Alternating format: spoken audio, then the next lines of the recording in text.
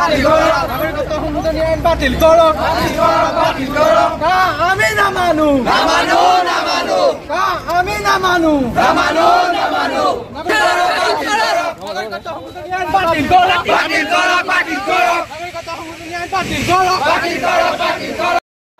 আহ্বানত আৰু দেশজনগোষ্ঠীয় ছাত্ৰ সংগঠনৰ সহযোগত যি জাতিজনগোষ্ঠী নাগৰিকত্ব সংশোধনী আইন যোৱাকালি গৃহীত কৰিলে সংসদত মজিয়াত সেই তাৰ প্ৰতিবাদত আজি সদৌসম ছাত্ৰ সন্থাৰ আহ্বানত তিতাবৰ আঞ্চলিক ছাত্ৰ সন্থাই তিতাবৰ সদৰত তাৰ প্ৰতিলিপি যি নিয়মাৱলী এই নিয়মাৱলী দাখ কৰিছোঁ আৰু সন্ধিয়ালৈ আমি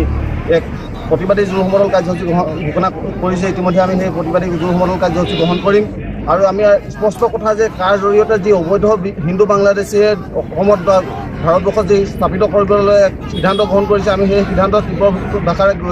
গৰিহণা জনাইছোঁ আৰু অসমত অসমীয়া খিলঞ্জীয়াৰ স্বাৰ্থত আমি কোনো কাৰণতে কাখন মানি ল'ব নোৱাৰোঁ। কাৰণ যদি উত্তৰ পূৰ্বাঞ্চলৰ বাকীকেইখন ৰাজ্যৰ কাৰণে কাখন বেয়া তেতিয়া হিমন্ত বিশ্ব শৰ্মা ডাঙৰীয়াৰ পৰা নেতৃত্বাধীন চৰকাৰখনে কি কাৰণত কাখন অসমৰ কাৰণে ভাল বা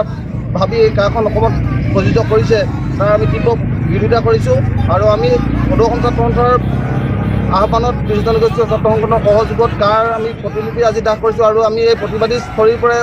অসম চৰকাৰ তথা কেন্দ্ৰীয় চৰকাৰক সকীয়াই দিছোঁ যে